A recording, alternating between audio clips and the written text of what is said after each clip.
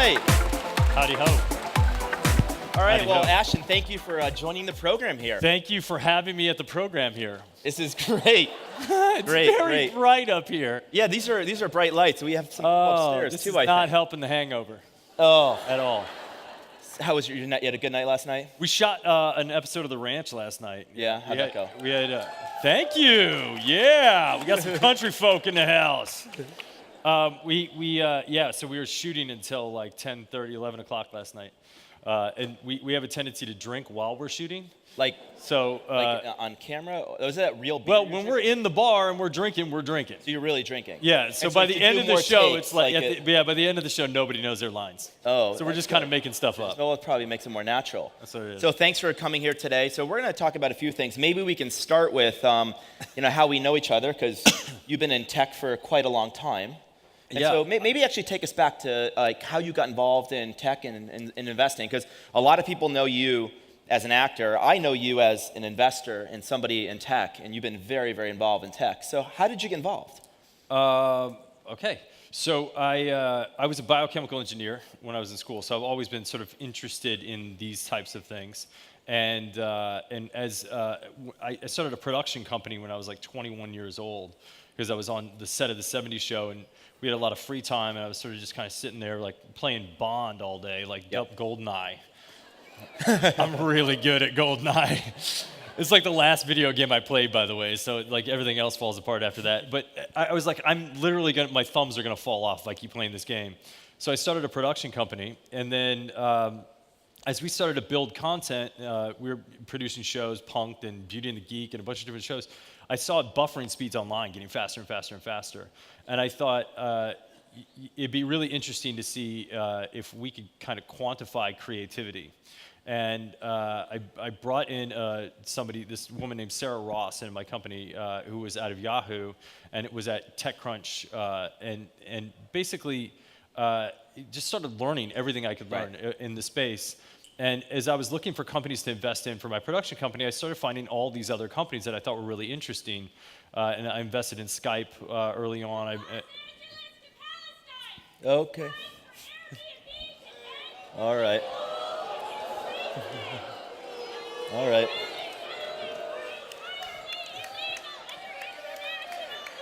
Hi. How you doing? How's it going? How are you? How are you? How you doing? Great. Let me explain to you something. Let me explain to you something about what Airbnb means to me. Let me first tell you what Airbnb is doing to Well, Palestinians. you actually don't have the stage. Airbnb is profiting off of the displacement of Palestinians So and that's human rights abuses. that's actually All right. Palestinians are denied access to their land. This is discrimination. okay. So let me paraphrase what's being said. Can I help you? You know what? Help. Discrimination by listing illegal settlements. So what the people are here are doing Is also involved is in focusing on bringing people together and opening our homes and our hearts to one another. Because unless you can understand the inside of someone's home, you cannot understand their heart. And if we are all one family that shares our homes with one another, we can get to know each other and bring each other together in a peaceful unity that doesn't have borders, that doesn't discriminate against one another. We can get to know each other intimately and understand our collective narrative is a narrative for everyone, and that we all can belong in a world together without borders.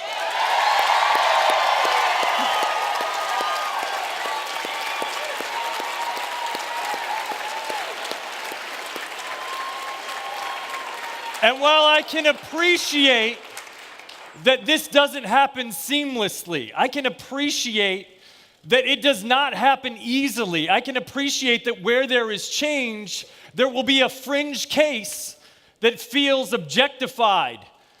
But this company is about bringing people together and about loving one another.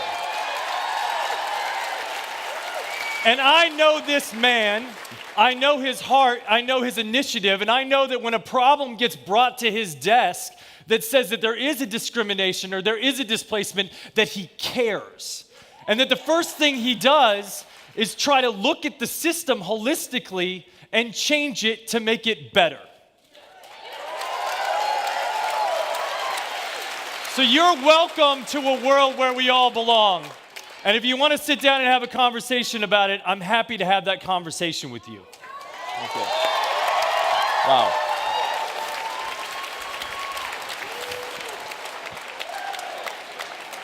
Wow. Welcome to a simple, moderated conversation with Ashton, Kutcher, and Brian Chesky. Wow. Well, this just got a lot more interesting. Yeah, it's fun. Thank you for... Hangover. I'm telling you, that would have been a lot more eloquent had I got shot last night. All right, well, where do we go from here? I started investing in a couple tech companies. And I actually started to find this passion that there was something that was happening that was really, really interesting in the consumer space. In so much as, about this exact same time I started investing, it was around 2007, coincidentally on, I think, June 24, 2007 is when the iPhone was launched. And I started to find that there was this interesting new language that was being created with the UI and the UX of consumer technology, where there was an interest in creating these really intuitive platforms and intuitive interfaces.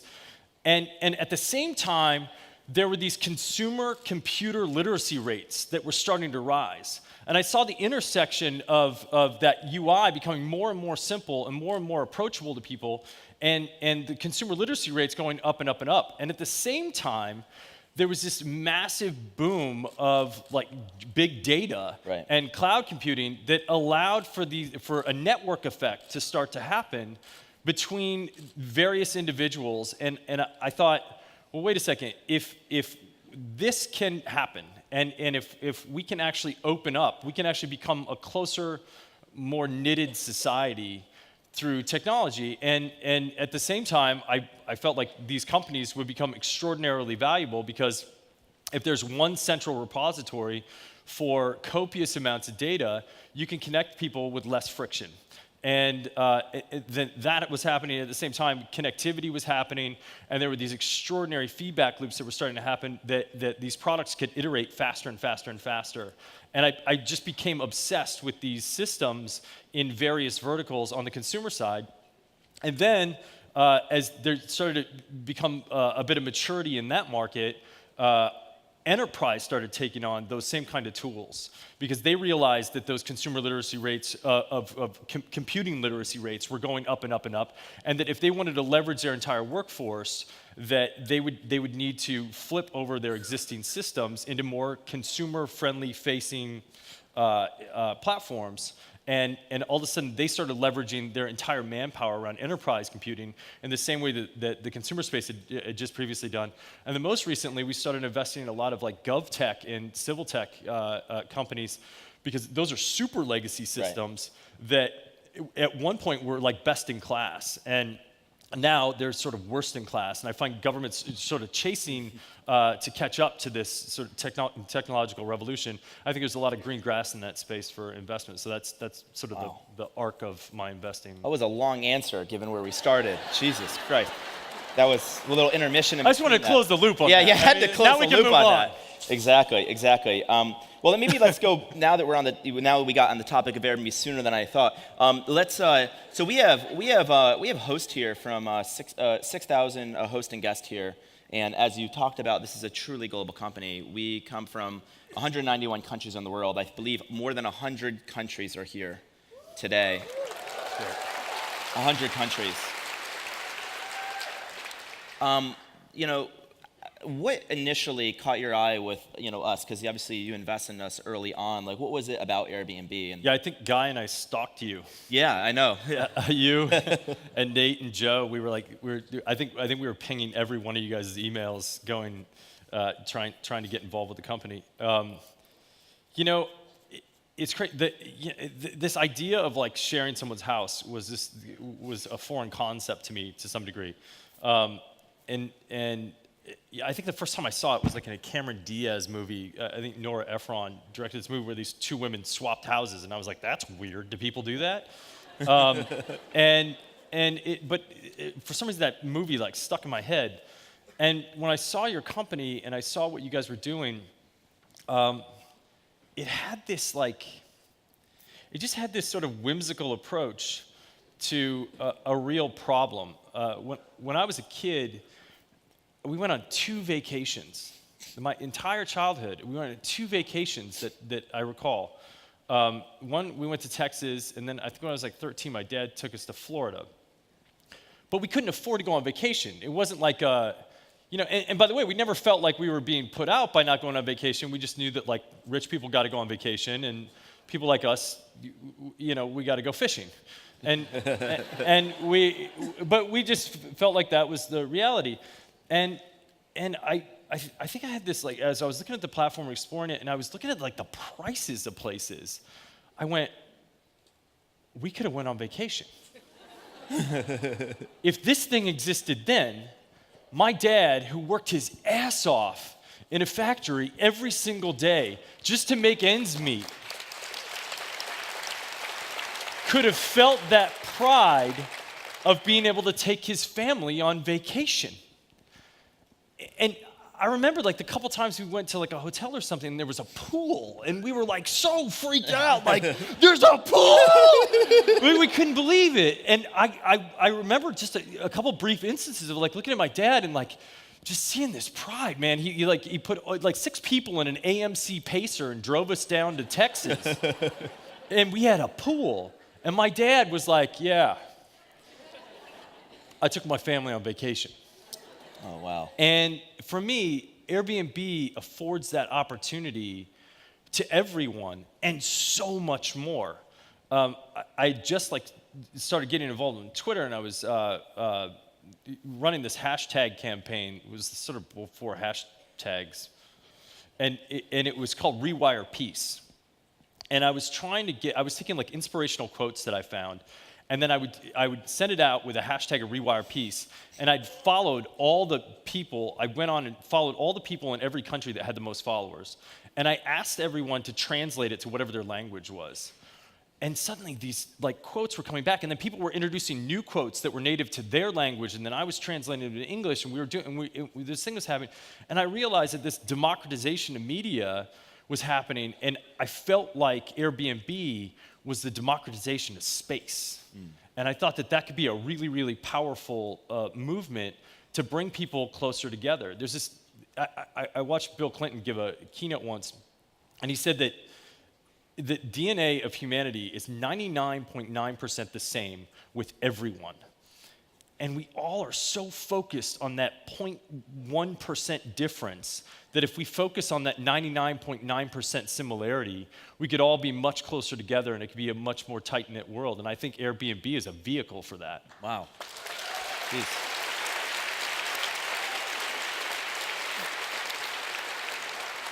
Well, it's certainly what we always believe, but despite all of that, we certainly had our challenges.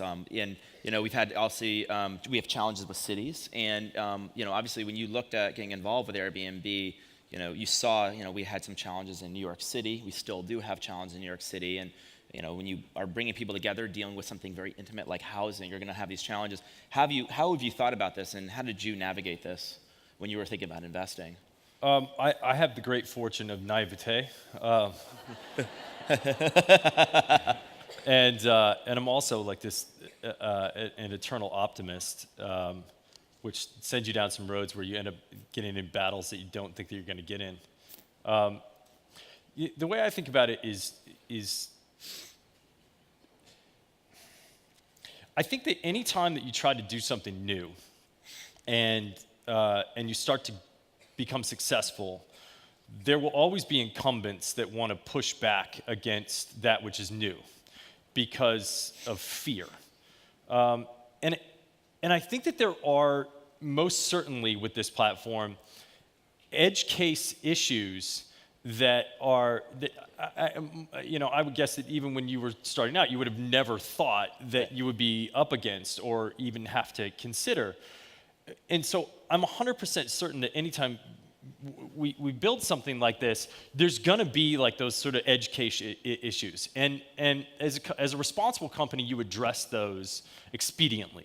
And I think that that's what Airbnb does.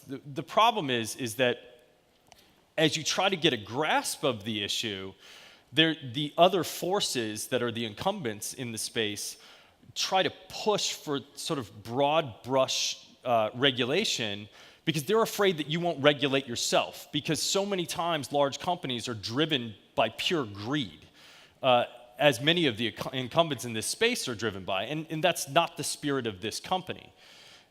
But it's hard for people to trust that. And so regulators come in and they paint with this gigantic broad brush, and what happens is a lot of times the fine regulation that's necessary to deal with edge case issues gets inundated with greedy people and greedy incumbents and fear-based politicking that turns regulation into roadblocks that take something beautiful away from people. And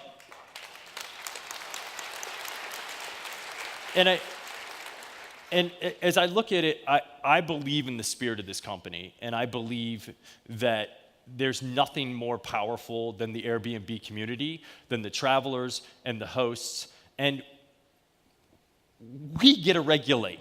Right. We get to regulate us, and we get to say what it is that we want and how we want it, and we have to be responsible in dealing with the fringe case issues that are going to come up, that come up in any industry. And as long as we're responsible in dealing with those, and we tell our legislators what we want and what we need, the tide will change and the tide will shift, and this company will be around for decades to come. Well, yeah, that's well said.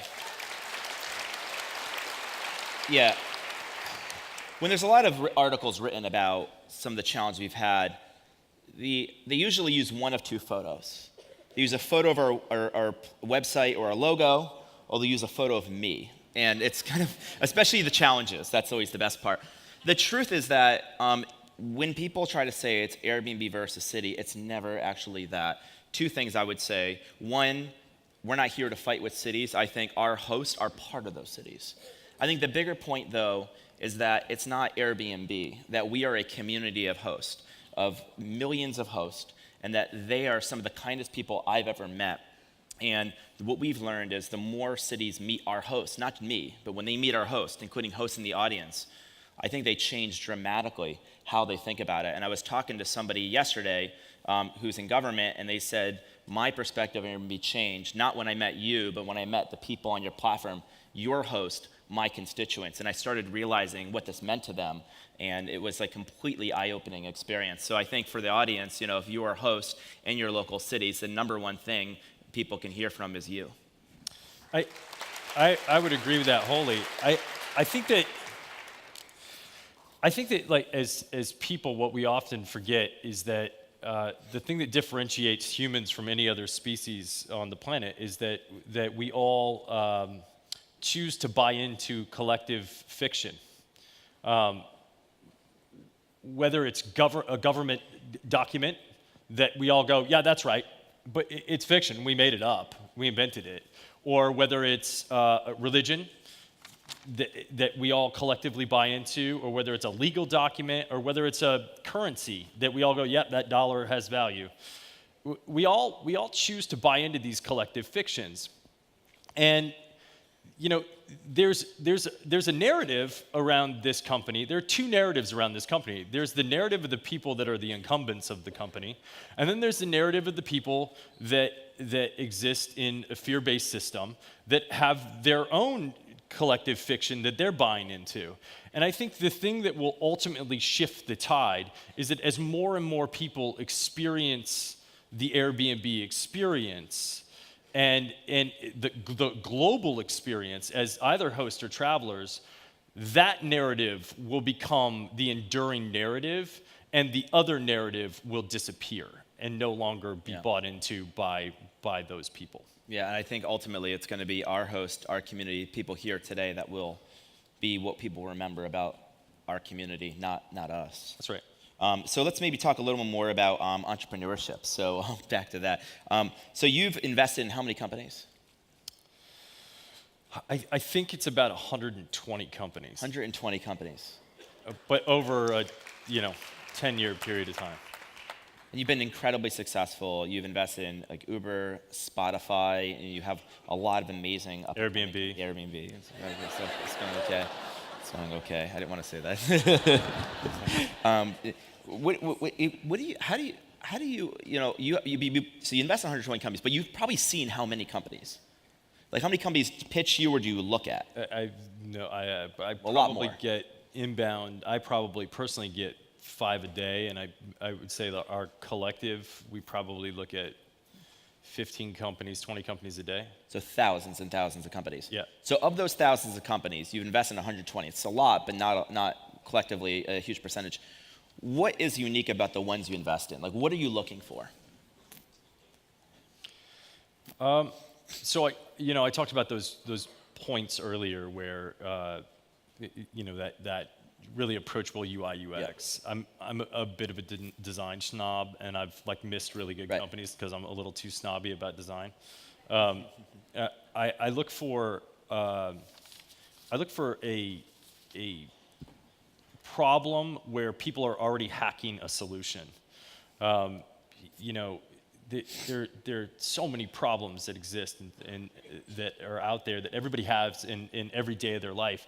And most of those problems, there's a volume of people trying to hack the solution or using tools that they hate to solve the problem. Right. So if that exists, that usually is like a pretty good space for something to be interesting. But I think most of all, I look at the people that are involved with the company. I try to assess their domain expertise really quickly and get an understanding of how well they understand the problem that they're tackling. I like to assess their grit, like whether or not they are gonna make it through the obstacle. There's, as a founder of a company, as a CEO of the company, especially in the early days, every day there's something that could make you quit. And you've got to have the grind to pursue to that next victory, no matter what the issue is. And so I think grit is a really important piece. The next thing is I look for somebody that I would want to work for. Because as an investor, I believe it's not just my job to put capital on the table and walk away and then take capital off the table. I believe it's my job to work for that company. And I try to work for all the companies that we invest in to whatever degree I can. And if I'm not doing it, I try to make sure that somebody on my team is working for that company. And so if the founder isn't somebody that I personally go, I'm going to go to battle for you. Like when you come up against something that and you're in a shootout, I'm going to be there and I'm going to have your back. And I think that's a really important piece of the puzzle. So if somebody wants to be an entrepreneur, do you have any advice for somebody? Because you've obviously aspiring. I think the biggest thing is finding a problem that you're passionate about. You have to find something where your purpose aligns with the purpose of the company. Right. Because otherwise, when you come up against that knockout blow, you're not gonna be able to persevere through it. Right. And one of the things that for a lot of people that are very entrepreneurial and they're trying to figure out what they should do, my advice is to go and find an NGO that you connect with, or a nonprofit organization that you connect with, and go and get connected to that and start working for that. I've probably the most successful startup I have is my foundation called Thorn, and we create digital tools to help fight sexual exploitation of children and child pornography. Our latest goal is to eliminate child pornography from the internet. Thank you. Clap when we get it done. It's not going to be easy. I appreciate the encouragement, though. but I've met more people through that organization that are doing extraordinary things, and they're people that that share an ethic with me, and those are the types of people that I like working with, and so I've made more connections and had I've gotten a glimpse behind the kimono of some technologies that I would have never imagined existed, Right. just by doing nonprofit work. So I would recommend doing nonprofit work and then finding a mission that aligns with your purpose.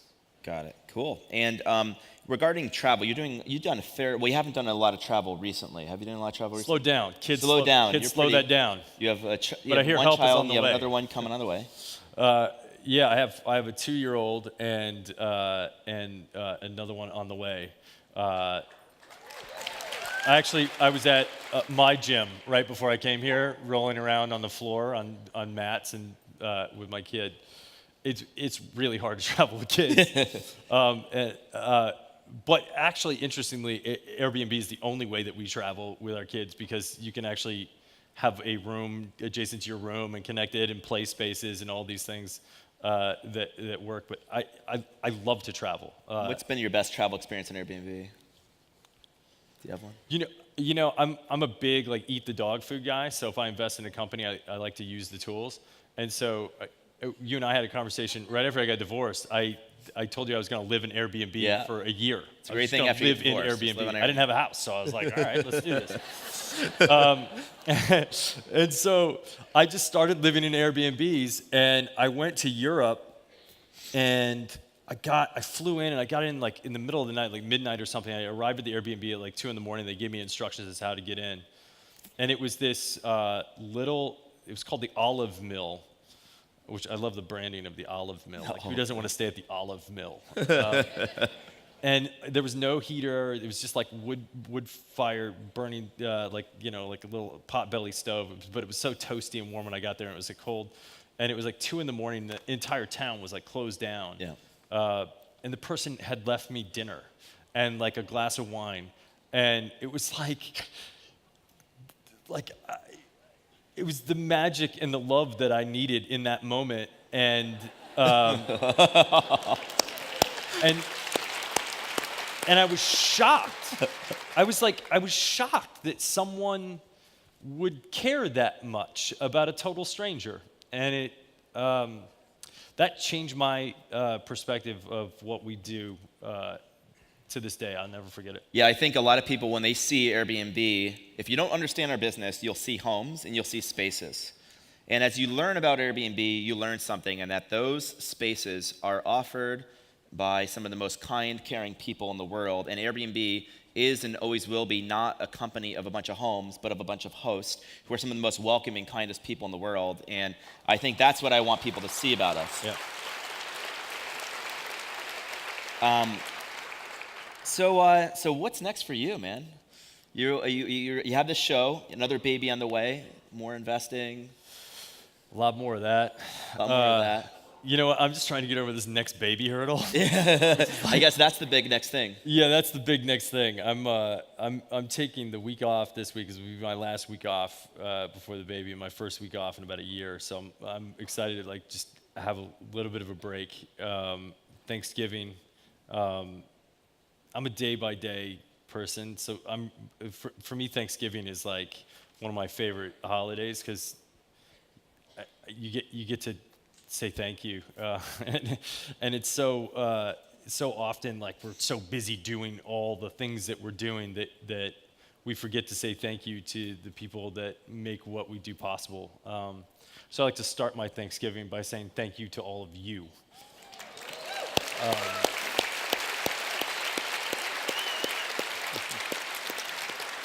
Because I believe that you are the people that make the world a better place.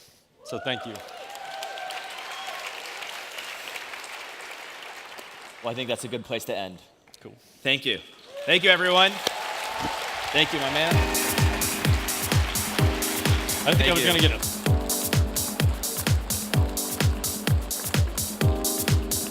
Ladies and gentlemen, please welcome to the stage the head of global hospitality and strategy for Airbnb, Chip Conley.